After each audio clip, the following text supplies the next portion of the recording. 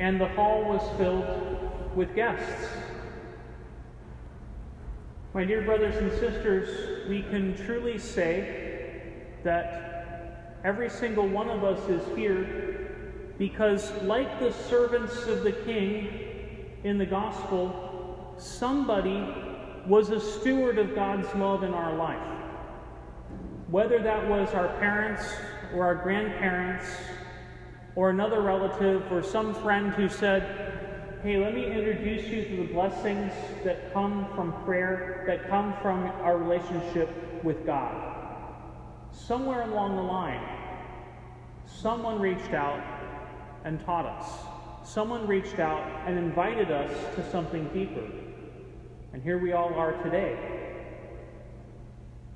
As a church, we have a great mission to be like the servants of the King, to go out and to proclaim the good news, not just teaching people as if faith were something to be taught, but rather inviting them in to relationship,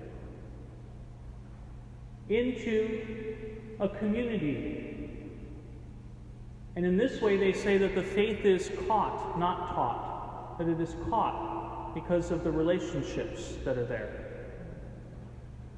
Brothers and sisters, when Jesus was about to ascend into heaven, he gave the church that commission. He said, "Go, therefore, into the whole world, baptizing, making disciples of all nations, baptizing them in the name of the Father and of the Son and of the Holy Spirit, bringing them into that banquet, that feast that we have here today at the Eucharist, and teaching them to observe all that I have commanded you." And he says, "Lo, I am with you until the end of the age." Literally, brothers and sisters, those disciples of Jesus changed the world. And when we are good stewards of God's love, we can in fact change the world. I'd like to speak this morning of an example of that, because sometimes it can seem like a bit of hyperbole, because maybe some of you know that I'm a bit Irish, and so you might know that I might exaggerate a little bit. But I want to tell a story about a man who wasn't a priest, he wasn't a religious, and this wasn't after Vatican II. A man in Poland who was a simple tailor who changed the world. He changed the world because one Sunday he heard his priest say that it was easy to become a saint. His ears perked up. His name was Jan Tyranowski.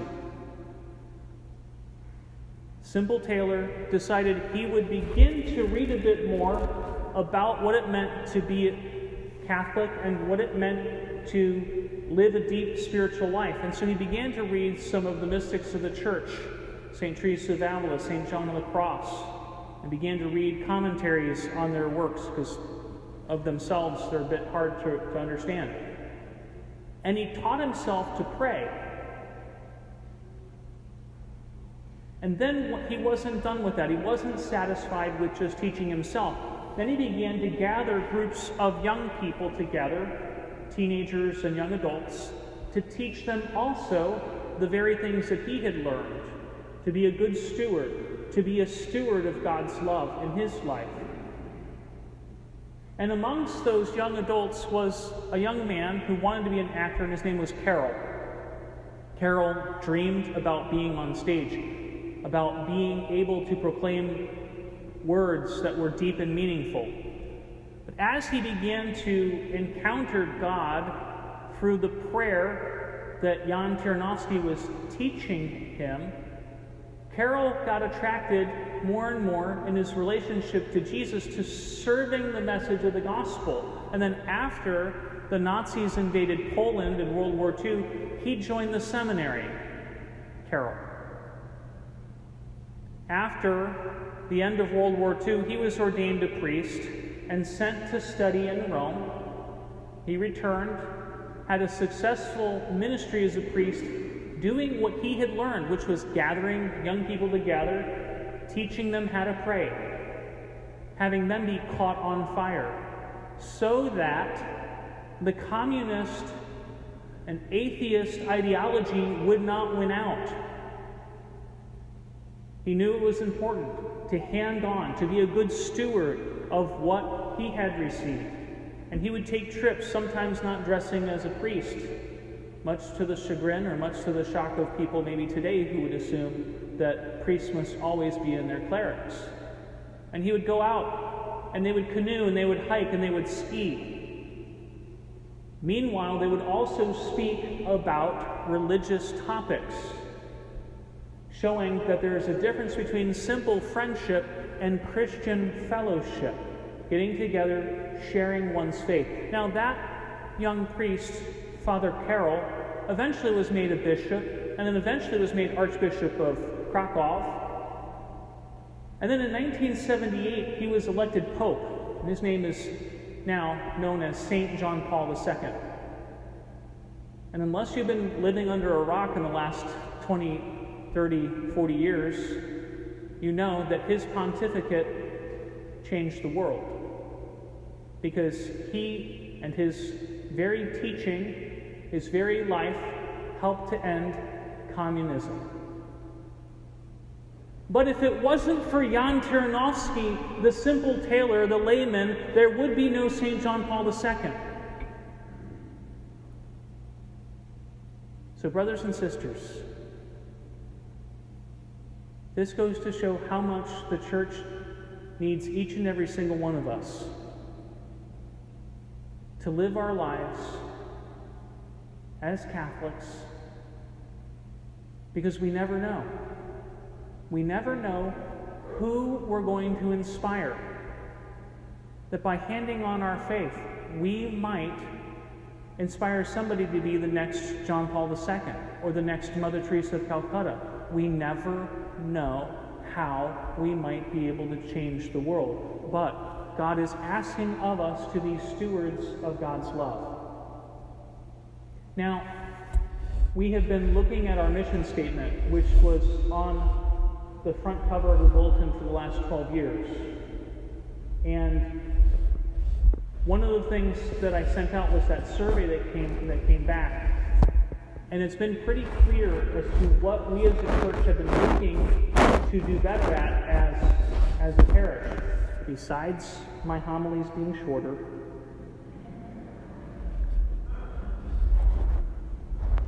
One of the things we have been hungering for is to bring back our heritage of having Christian fellowship. Now, if we look at some of the stained glass windows in this place, we will see that there is a history here of Christian fellowship, of groups that were specifically designed for people to share their faith.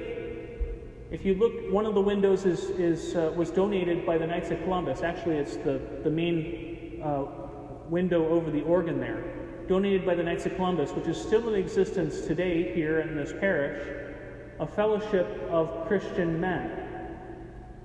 But if you look at some of the other stained glass windows, you'll see the Ancient Order of the Hibernians, AOH. You'll see windows that were donated by the auxiliary, the women's auxiliary. These were particularly Irish groups, but they wanted to share their faith. These two stained glass windows here, one was for the Confraternity of the Rosary, people who would get together to pray the Rosary and to spread devotion to the Rosary and to share their faith. This one here, for the Confraternity of the Scapular of Our Lady of Mount Carmel, the Brown Scapular. People who would get together to share faith, to encourage one another, to build each other up in love, to let them know, hey, keep going, keep praying. When I prayed, this is what happened, and then sharing the testimony of what God has done in their lives to build up each other in love. But we know, of course, that in order to do this, it's going to take a bit of sacrifice. It's going to take a bit of investment. especially if we want to reach the youth of today. Because today we are not facing a communist ideology, thanks be to God, but we are facing a society that basically has no place for God, no place for an understanding of faith or of religion. And it's really calling to us to rekindle that understanding of the proper place of God. It's calling us to be good stewards of God's love. And so, brothers and sisters, I wanted to introduce our program. I mentioned that we're not having the annual appeal, but that we would be doing an increased offertory program, specifically called Stewards of God's Love. So this week you'll be receiving one of these brochures in the mail that talks about what we as a parish have been committed to, what we have been doing so far, celebrating the ways that we have been stewards of God's love, but also proposing in here some ideas as to how we could kick it up a notch, as Emeril Lagasse would say, kick it up a notch to notches hitherto unseen, right? Oh, you don't watch cooking, huh? Okay, so what it shows is it shows where we are educating. Of course, St. Anthony's School, one of the major ways that we are educating people. Our classes, the classes we've been having, the Marian consecrations that we did, the classes for that we did back last fall, the Unbound Conference, the Peter Conference that we had, the Bible study we've been having, the Ignis Dei classes we've been having, all of these things to try to invest more into one of our greatest assets, which is you, our parishioners. But also, speaking about how we can maybe do a little bit better in the fellowship aspect to revitalize some of the things that in the last few years we've let slip, like the men's and women's group. There used to be men's and women's groups here that would meet and that would inspire each other, the folks would inspire each other and continue to support each other as Christians. It can be tough out there in the world, and so we need each other. Also, of course, looking for us to revitalize our youth group as well. St. John Paul II knew that if you win over the youth, you can win over successive generations as well, because they end up getting caught on fire, and then they evangelize their parents. So he was smart. But it's also a group that gets overlooked often as well. People will say, well, they're our future. No, they're the present. We have a good number of youth who attend the parish who are either in our schools or in our CCD programs, but we need to reboot our youth ministry. And so we're looking to bring in not only Life Team, which is a program, but also to hire somebody to specifically be a youth minister, at least 20 to 40 hours a week. It takes a lot of dedication. Unlike Jan Ternovsky, who was a layman and didn't have a family, most folks today can't simply just volunteer because they have families of their own that they have to support. And so that's why, brothers and sisters, we're asking you to consider specifically the increase of weekly donations. And so you'll also be receiving a commitment card. Like I said, this is in lieu of coming every year and saying, hey, give us more money. Because that annual appeal would only account for 17% of our annual income. Right? But if we look at the commitment card, which we're asking you guys to fill out and to commit to next weekend, it gives some suggestions based on yearly income, some suggestions. No one's going to say, hey, you should be doing X, Y, or Z.